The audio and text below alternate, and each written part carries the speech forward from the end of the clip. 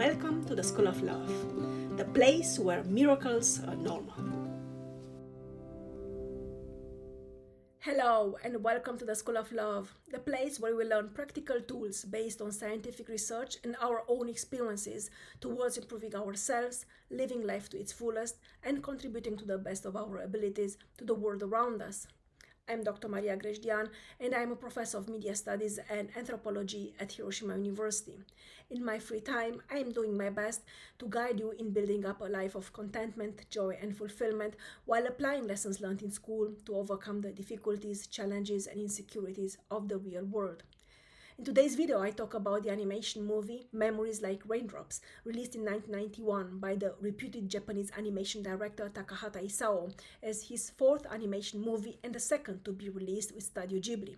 From nowadays perspective, Memories Like Raindrops is regarded as a groundbreaking media product. I start with a brief introduction to Studio Ghibli and subsequently to Takahata Isao, followed by a succinct by profound analysis of Memories Like Raindrops. By the end of this video, you will have a rather complete, I would say, understanding of Takahata Isao's animation movie Memories Like Raindrops, as well as its significance within the larger framework of Japanese, respectively global mass media. In the year 1991, Takahata's intimist naturalist film Memories Like Raindrops, or Omo Hide Poro Poro in Japanese, also better known as Only Yesterday, was released, a profound tale of social critique under the disguise of a romantic drama. Taeko's quest for her own self in Memories Like Raindrops is a powerful, profound journey of initiation, narrated in the inconspicuous rhythm of modern times. As its end, she discovers, or better said, rediscovers herself as a self-aware free young lady.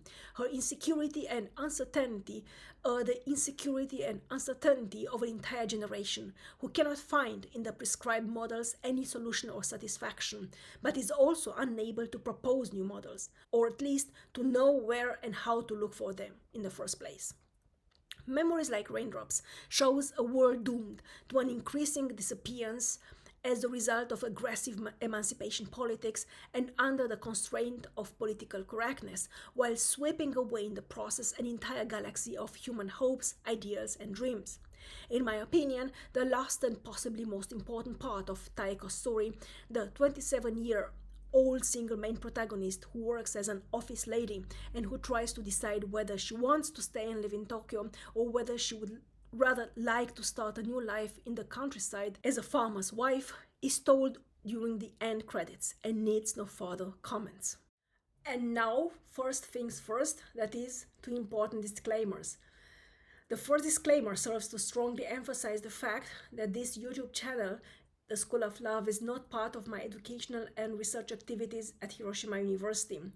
It is nonetheless part of my privilege, joy, and sense of duty to propagate and implement knowledge, information, as well as motivation and inspiration outside the limited framework of academic endeavors. Together, we can build up a better tomorrow for as many of us as possible. The second disclaimer relates to the fact that I am a trained musician and musicologist, not a psychologist, therapist, or counselor. The ideas I am sharing in my videos reflect my deep preoccupation with life, my own life and other people's lives, and express the results of my experience, research, and for better or for worse, my failures, as well as my recovery from those failures, recovery which is still ongoing. The idea expressed in the videos on this channel named The School of Love cannot, may not, and must not replace the consultation with specialists in whichever areas of your life you might have questions or you might struggle with. If you are new to this channel at this point, I would like to ask you to please consider subscribing, sharing, liking, commenting. Thank you very, very much. This helps us not only with that mysterious algorithm which seems to dominate the YouTube galaxy, but also with contributing to the expansion of the community of humans doing their best to impact positively the world and those around them by discovering their authentic selves and living life wholeheartedly. Thanks again.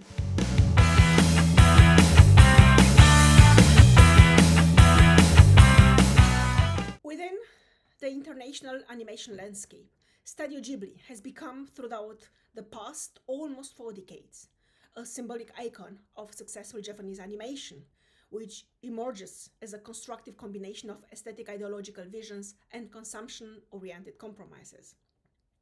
As the epitome of an impactful cultural enterprise dealing with the production of cultural assets, namely animation works, sometimes also known as anime, the Japanese version of cartoons, Studio Ghibli's productions stand out due to their strong messages embedded in the medium of visual imagery, both aesthetically reflecting the reality and ideologically tackling urgent issues such as environmental pollution, social discrimination, the process of growing up, historical responsibility, the meaning and value of life, or love as a complex emotional paradigm. Since its foundation in 1985, with a stable location in Higashikogane in western Tokyo, Studio Ghibli has turned over the decades into a symbolic institution of the Japanese entertainment industry.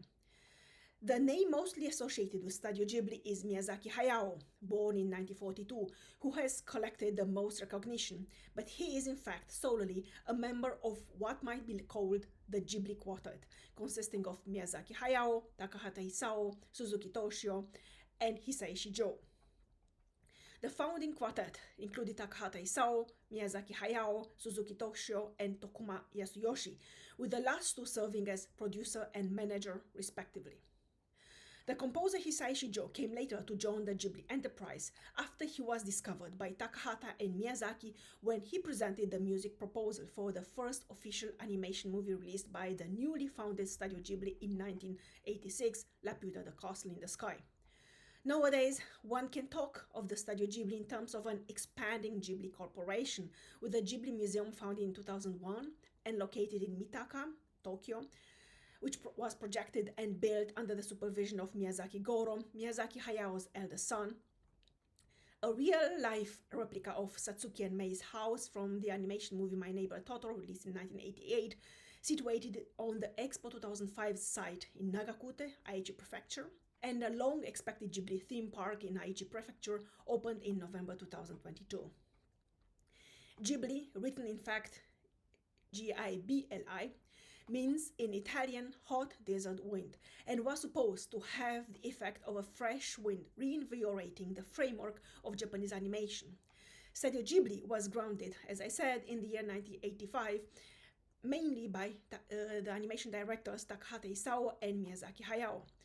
Both grounders had already gathered experience in the field of animation and of the Japanese animation industry, which they subsequently employed in developing their own animation production company. Together with the so-called Takahata-Miyazaki combination, two more persons have been accompanying the Ghibli enterprise since its beginning and have been contributing to its astonishing success: the producer Suzuki Toshio and the composer Hisaishi Jo.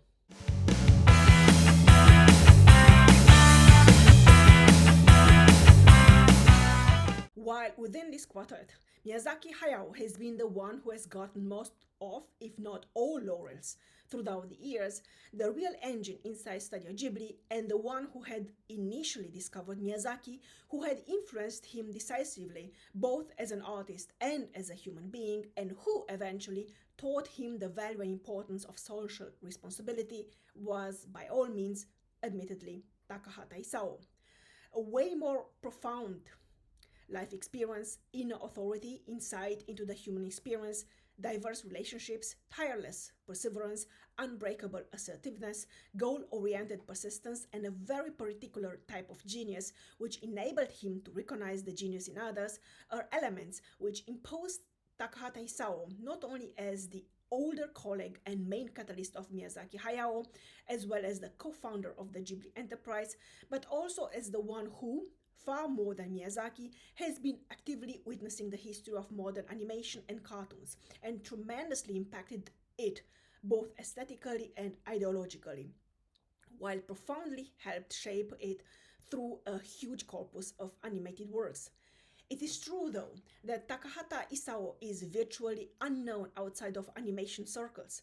Nevertheless, without him and his immense contribution, Studio Ghibli would not be what it is today, and possibly the worldwide animation phenomenon as such. Takahata Isao's films were mostly no particular successes at the box office, but nonetheless discrete artistic masterworks and milestones within the genre of animation. Ideologically, Takahata Isao takes his distance from his younger colleague and friend Miyazaki Hayao.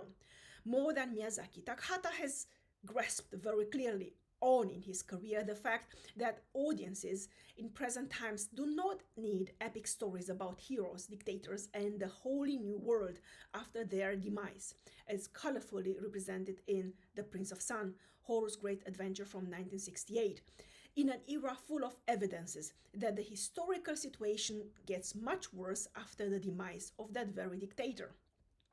Rather, late modern cinema goers are looking for models of individual responsibility, which generates social cohesion, the second important thematic conglomerate in the same The Prince of Sun, Horus' Great Adventure from 1968. And Takahata's works talk about it, about this idea of individual responsibility which generates social cohesion.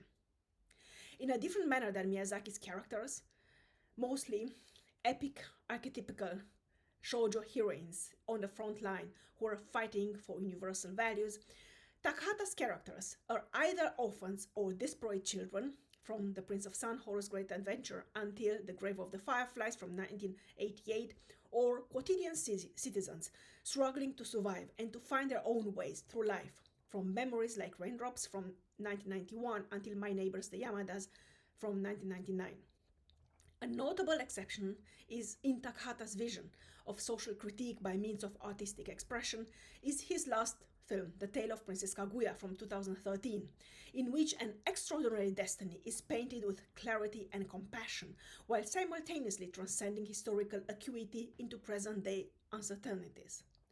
Anchored in a clearly defined cultural reality, Takahata's characters are primarily concerned with individual survival in terms of risking one's own self as a very palpable entity. Humanity as an abstract concept is mostly presented as a diluted form of forgotten humanism carried by distant, cool decision makers who, in their quest for absolute and Übermensch-like ideals, ruin the lives of plain humans. In Takahata's conceptualization of the world, there are no fabulous victories or defeats, but solely human destinies, which in their very average substance, sometimes referred to by contemporary sociologists as wasted lives, in the words of Zygmunt Bauman, cannot turn into the main focus of social analysts.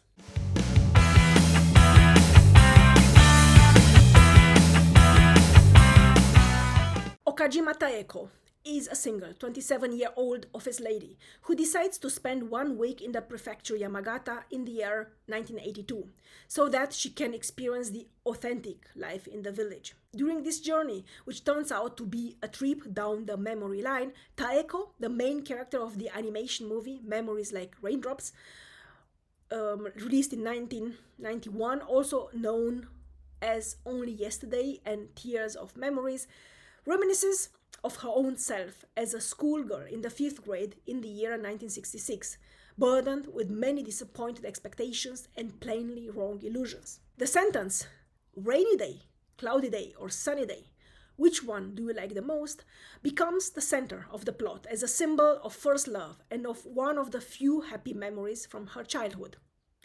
Taeko fluctuates between the past self and the present-day self, as if she were caught in an incomplete identification process. The ending of the movie is a fundamental life lesson in itself. The confluence of the past with the present forces memories to let their carrier live, even when the carrier cannot let go of them. Beyond any gender-sensitive analysis, political correctness, or emancipatory discourses, Taeko discovers in herself the solution she yearns for, through honest, straightforward insight and sincere confrontation with those around her. The storyline jumps back and forth between 1966 and 1982. While visiting the farm in the countryside, Taeko remembers various events from her childhood.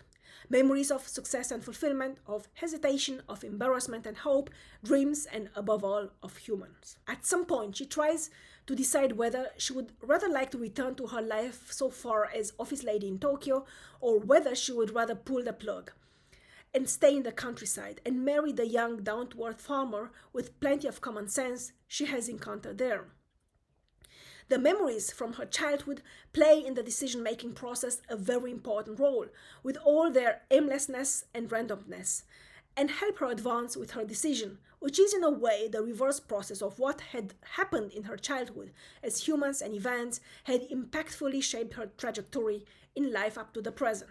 The plot of Memories Like Raindrops is based on an original short story by Okamoto Hotaru and Tone Yuko, who had been serialized in manga form or Japanese comics from 19 March until 10 September 1987 in the weekly Myojo. The original story focused on the domestic adventures and misadventures of 10-year-old Taeko.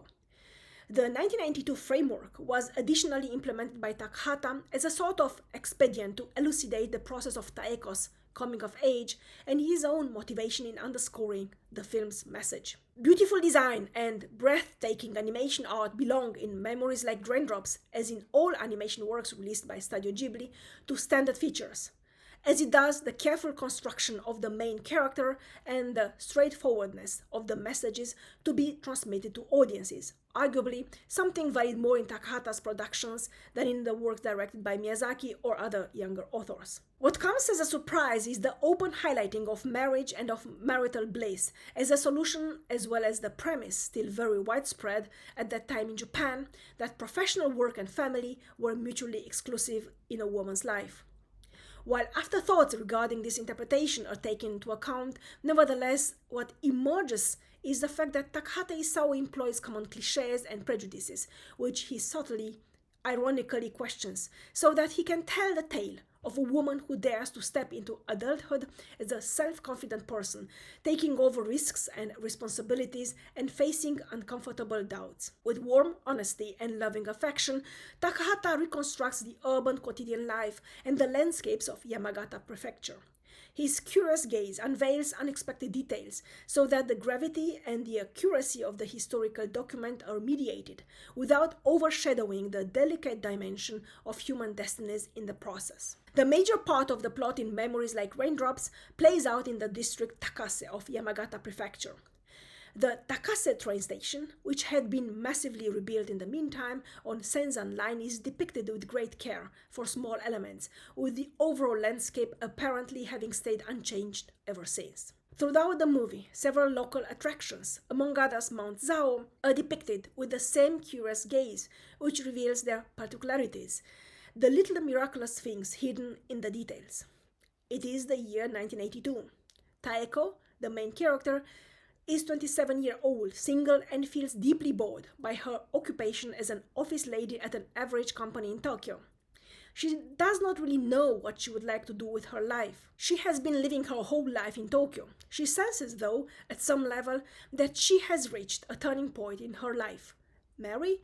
Maybe, but she has no available candidate in the foreseeable future and seems to have rejected several proposals coming from arranged setups, or omiai in Japanese. She decides to spend her vacation in the countryside, and both on the way to the vacation location and while being there, she reminisces of her 10-year-old self from more than 16 years ago, the calendar year 1966. During this imaginary trip down the memory line, which occurs parallelly to her trip to the countryside, she gradually discloses her own self, hidden behind thick walls of indifference, pain, and repression.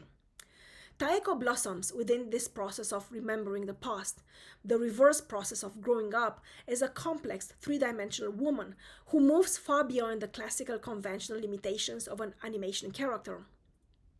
The countryside which welcomes her is strongly shaped and influenced by the imaginative power of people living in urban areas, lush green spaces and friendly, warm-hearted farmers, magnificent trees. Stones and humans are represented with meticulous, at times shocking, accuracy and attention to detail. This conscientiousness extends, in addition, to the narrative dimension, where it touches on the boundary to a high-quality documentary film.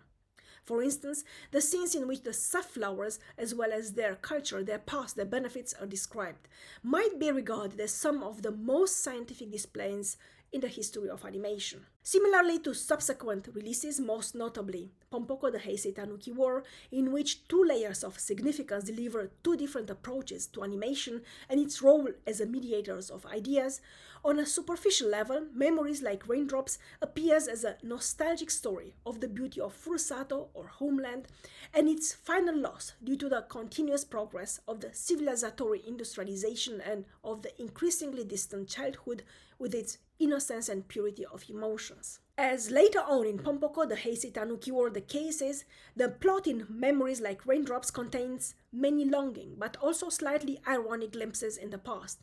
Any attempt at making the past a stable, eternal reference system is both uncool and retrograde, and ultimately hopeless. By employing such discursive elements as nostalgia, irony, and mischievous quotation, the coming of age of the girl Taeko is generously depicted. Like Heidi from Heidi, the Girl from the Alps, the animation series, has already made it obvious, this little and somehow spoiled little schoolgirl must get to know the world, the real version of it, outside the borders of her own family.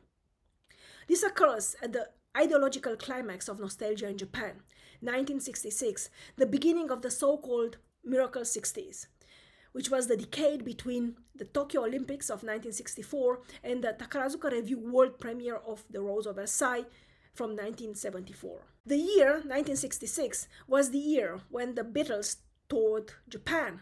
Nanako, Taeko's elder sister, studied back then at an art school and was a big fan of the infamous mini jupe. Yaeko's, the middle sister, was secretly in love with an otokoyaku, which refers to female impersonators of male roles in Takarazuka Revue. Taeko was still in 5th grade at primary school and struggled with the usual school problems. The grown-up Taeko gradually remembers various episodes from the life as a schoolgirl. Taeko, for instance, the first crush or the contact with menstruation as a biological, inevitable reality, and contemplates in the process the fact that a caterpillar must first become a cocoon before it can turn into a butterfly. But does a caterpillar really want to become a cocoon? Is the question which the suddenly insecure grown-up Taeko asks herself. Memories Like Raindrops is one of the few animation works which tackles in a realist manner the representation of family as an ideal or as a community of convenience. In many animation productions, as in live-action movies as well, the family is absent or is displayed as highly dysfunctional. An important exception is in Japanese animation, Tezuka Osamu's television animation series Tetsuana Tomu, or English translation Atom with an iron arm, also known as Astro Boy, with its happy robot family. In most animation works, though, family appears as a vanishing pattern, even if it might constitute a guarantee for the formation of a healthy, balanced self. Taeko is the youngest member of a 6-member household, including the elderly and quite senile grandmother, and she often finds herself in the position to defend herself against being teased or even bullied, however softly, by her sisters. This behavior leads naturally to tension and punishment. Her parents' severity and her elder sister's indifference indicate subtly a specific degree of alienation within the family unit, while simultaneously implying that education and cohabitation within such a small community with very limited personal space, as exemplified by the nuclear family, automatically creates discomfort and apprehension. The child senses them as great tragedies because it lacks the ability to process them properly, but throughout its subsequent life, it learns to handle them in a constructive, detached manner. At its very core, Memories Like Raindrops is a self-reflexive contemplation of the process of growing up. Like in Miyazaki Hayao's animation movies My Neighbor Totoro and Kiki's Delivery Service, the viewer is offered the opportunity to observe a young heroine on her own way into adulthood. The only difference consists in the fact that, while in Miyazaki's movies the interplay of cuteness and innocence moves towards the forefront, in Takahata's movie, explosive energy and overwhelming, so far suppressed vitality are major ingredients.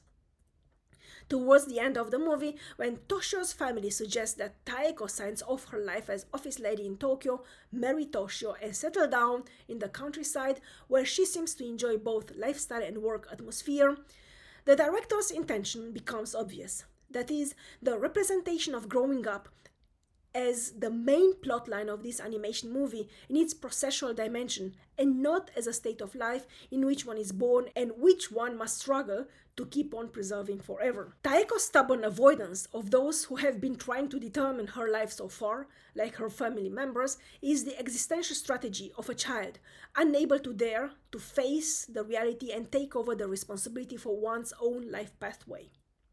While she still tries to avoid major decision and the truth of her most intimate desires, it starts to rain. The climax of the process of self-creation and self-invention occurs in the moments in which Taeko runs along the streets.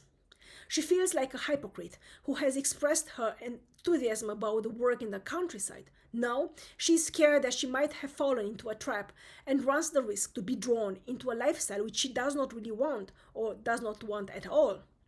She is feeling confused and torn between contradictory emotions. While she stands alone on the bridge, an old and particularly painful memory emerges. Taeko sees Abe, a boy from the class in the year 1966, who comes crossing the bridge. Back then, he came from a small city, wore dirty clothes, and was ill-mannered.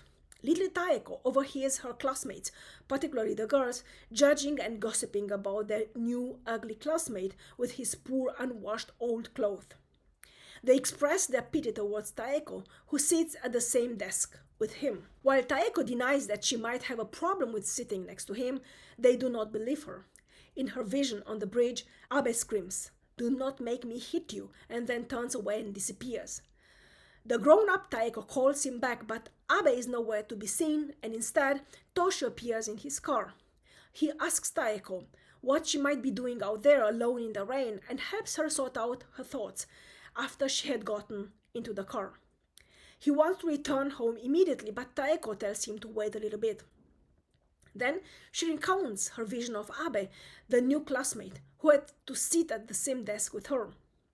Taeko never thought he was a bad boy and felt sorry for him because the others were harassing and bullying him. But Abe had warned her not to try to be nice to him because otherwise he would hit her. On the day when he had to move to another school once again, Abe had to shake hands with all his current classmates as goodbye.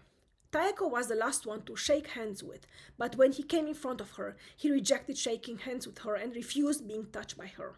Consequently, little Taeko of back then in time drew the conclusion that she was lying to herself and that, in fact, she hated Abe the most intensely. After listening to her story, Toshio offers her a different interpretation, more focused on Abe than on herself. He states that boys and girls often misunderstand their emotions towards other persons and indeed, unfortunately, frequently do the opposite of what they actually feel. Abe did not have any friends, obviously, and did not know how to behave toward those he would have liked to befriend. Toshio's opinion is that Abe wished for himself to become Taeko's friend, whom he liked dearly, but was not able to express those emotions properly. Still doubtful, grown-up Taeko remembers one more thing. Accidentally, little Taeko encounters Abe in the street, who is accompanied by his father. The boy walks in her direction and spits. His father hits him on his head and they walk away together. Taeko watches them go, then spits and walks away herself, mimicking Abe's walking and spitting repeatedly. Again, in the present, the grown-up Taeko understands that Toshio is right with his statement that children oftentimes misunderstand their emotions and act in contradiction to them. On the drive back home, Taeko begins to perceive her own feelings towards Toshio and to acknowledge the fact that she would like to hold his hand. It is a rather painful but enlightening process in which Taeko learns to see and accept herself, her emotions as well as her thoughts, and to find the courage in herself to admit them as such. There are two controversial elements in the secondary plan which play crucial roles in the representation of Taeko's hesitations and internal contradictions on her way to becoming a full-fledged adult. On the one hand, tourism and the attitude of someone living in the city towards the countryside. On the other hand, gender roles and their respective contextualization. They contribute to creating a balanced atmosphere narrative line as they are part of the dynamic spectrum spanning the preoccupations and worries shared by most modern individuals.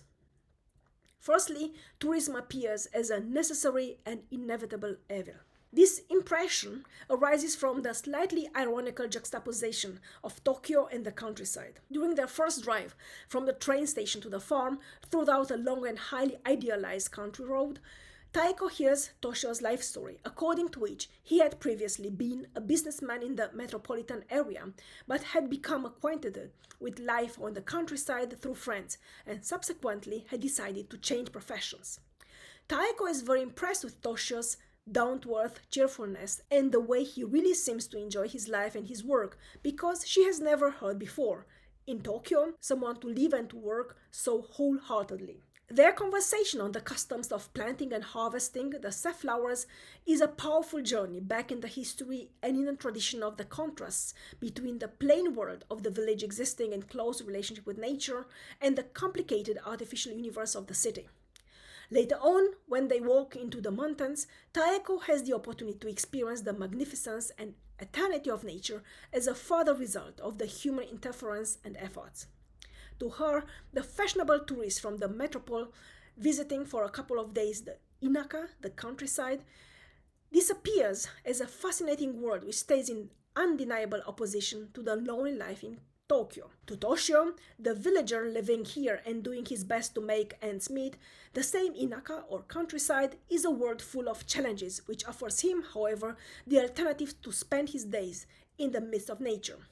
In the process of immersing in the past and seeing her old schoolgirl self in its initial innocence, the perception of nature and the increasing awareness of the role played by the human being in dealing with this very nature are vital rites of passage for the grown-up Taeko. She comes to understand, slowly, gradually, that being a full-fledged grown-up means by no means playing around the picturesque as if life in the countryside, but encompasses the realization of the necessity to transform what is generally perceived and displayed as nature within the pre-existing tradition in one's own creative, compassionate way. Secondly, the representation of gender roles falls under the same dualism: appreciation of tradition versus emancipation, community versus individualism, nature versus culture.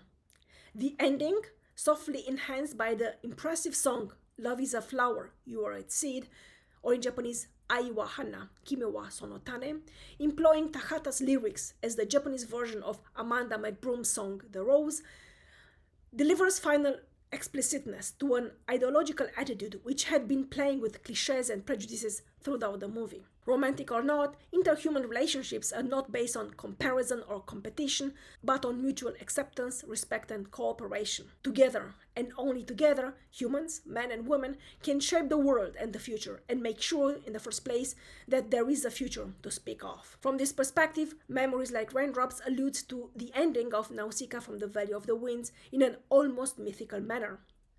Both endings contain the test and the promise of a new beginning.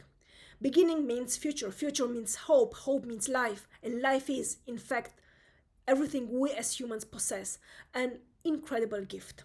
It is the individual, quotidian task of every single human being to make the best out of this unique gift, most notably as an act of free will, or at the very least as an act of deep gratitude. The storyline in Memories Like Raindrops plays out in a world too close to us to allow for excuses or pretenses that one might not know it.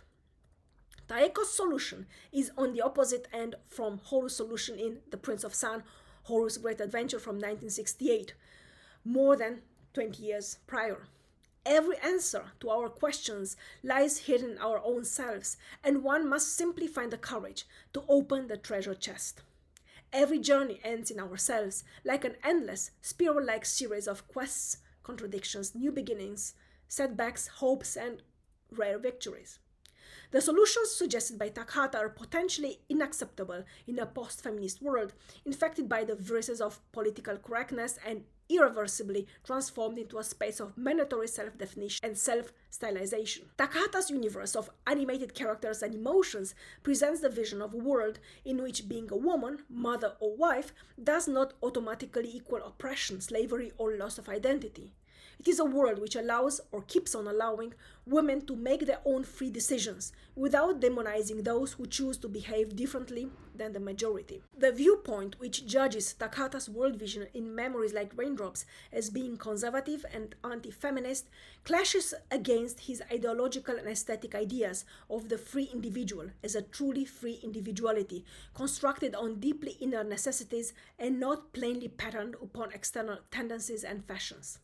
His solution is a liberating one, at the very core of the concepts of freedom and liberation. Even if she had grown up in a world of general limitations and regulations, which practically allow no freedom of movement or of thought, Taeko finds in herself the courage to dare to take the steps towards freedom and self-determination. This is her contribution to women's emancipation. Women's emancipation does not mean, in Takahata's vision, the discursive altercation with abstract structures and elements about humans and humanity, but the very real-life anchoring in a here and now too volatile and fascinating to undergo any attempts to be theorized or turned into utopias. This is potentially the deeper level of significance entrenched in the essential metaphor at the end of the animation movie, which makes it possible for the grown-up Taeko to let the 10-year-old Taeko find her peace in the past. Pains and disagreeable memories belong to the very reality of life. They pave the way to a strong character and to a complex personality. The well-known axiom that people who never really experience loss or misery never properly mature, as they can never experience beauty and joy as natural contrasts to loss and misery, and correspondingly cannot comprehend and deal with other people's loss and misery, finds its artistic implementation in Memories Like Raindrops.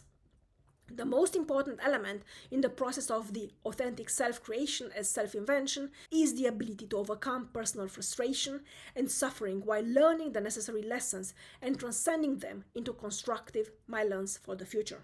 Taeko's experiences as a schoolgirl carry something of the enchanting innocence of a baby's first steps. In contrast, Taeko's experiences as a grown-up young lady are less funny and fairly predictable.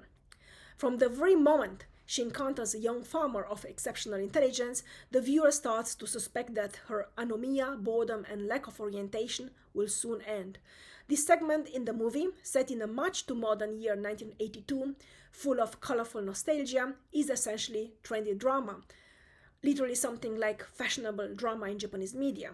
The young farmer can even hold lectures on the decline of the countryside and on the future potential of mechanized farming. He is good-natured, honest, and hard-working, and in his uninhibited charisma, the full nostalgia for the unabashed freedom of the 1960s erupts. In a world suffocated by political correctness, there is few spare room for actually personal decisions. The importance of Memories Like Raindrops as progressive work of animation consists in its proactive confrontation with elements commonly situated outside of the animated area.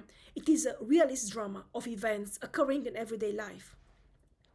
In doing so, it breaks with the taboos of animation as a genre and directly addresses the so-called josei audience. Like in contemporary television animation series Little Maruko, or in Japanese Chibi Maruko-chan, released at the beginning of the 1990s, over the next few years, the plot in Memories Like Raindrops focuses on the adventures and misadventures of an average schoolgirl and thus reflects emotions of longings carried by the yuppie generation towards their own childhood. It is, however, a childhood located in a deeper past, that of mid to late 1960s, when mini-jupe or short skirt made the rounds, Beatles toured in Budokan, and Takarazuka Review was about to turn into a brand of cultural consumption. In a parallel development to the realist visual representation, the movie underscores once again Takahata's obsession for psychological realism, while self-confidently avoiding cuteness or cartoon-like cliches. On his quest for l'invention du réel, or the invention of the real in animation, Takahata Isao employs dynamic narrative lines, realist construction of the characters, and a fluid drawing style, which allows him to elude the limitations of animation as such and to display real-life artifacts. In the development of this domestic drama, Takahata resorted to means of animated expression instead of directly shooting real-life stones, trees, and humans, so that the art of animation proves to be a valid medium for themes and modes of expression which used to belong to the sector of live-action movies exclusively. This seems to be the main task taken over by Takahata Isao, the ideological head of the Studio Ghibli's duet, in contrast to his rather aesthetically oriented colleague Miyazaki Hayao. In such productions as Memories Like Raindrops, the art of animation, a medium, an aesthetics, and ideology receives the same level of recognition as live-action movies. This effort is compensated by vivid, enchanting, heartwarming elements. The game with emotions and temporalities in Memories Like Raindrops could be specifically understood as a method to realistically grasp the ineffability of life. Taeko's experiences, starting with her first encounter with the pineapple, through the incident in a spa resort, up to the first innocent crush and the shock related to the biology of the female body, are not only represented as pre-existent memories, but also as necessary steps towards the current self. Correspondingly, they are told in tones of almost painful accuracy and hurtful ingenuity, which transpire through the humorous surface. Memories Like Raindrops pushes the expression boundaries of the animation art outwards, in a move which might otherwise be regarded as typically Japanese. Its sources of inspiration do not lie in the figures of Mickey Mouse or Bugs Bunny, but in the introspective, self-reflexive characters of the Japanese classical I novel. Not Walt Disney and Warner Brothers, but Shiga Naoya, Dazai Osamu, and Endo Shusaku. Therefore, Memories Like Raindrops is by no means a movie about the convenience of conformism in a world which decisively rejects any form of individualism, such as Takahata's world of ideas. Moreover, Memories Like Raindrops is not to be comprehended as a movie about the sweetness of nostalgia, as an atemporal aimless immersion into an imagined past. Even less is this movie an analysis of gender roles in the society or a representation of the evil of civilization, which irreversibly destroys the pastoral furusato or homeland. Rather, Memories Like Raindrops is a movie about adulthood and the ability to let go of memories and past pains, and about the necessity to create and to invent one's own self in a confusing, contradictory world. Suffering, despair, doubts, lack of orientation inevitably belong to the process of achieving full-fledged maturity. An individual capable of carrying responsibilities, of serving as a role model for future generations, of leaving an indelible legacy behind. Taeko's inner split between the 10-year-old schoolgirl and the 27-year-old employee of an anonymous company in Tokyo reflects, on the one hand, the fracture between what has been learned early on and what has been experienced later on, and reminds, on the other hand, of the urgency to allow for personal decisions and risks despite conformist and uniformizing tendencies of history. So that would be from me for today. Thank you for joining me. Thank you for listening to me. And as always, I'm looking forward to welcoming you here very soon again. Love and peace to you all.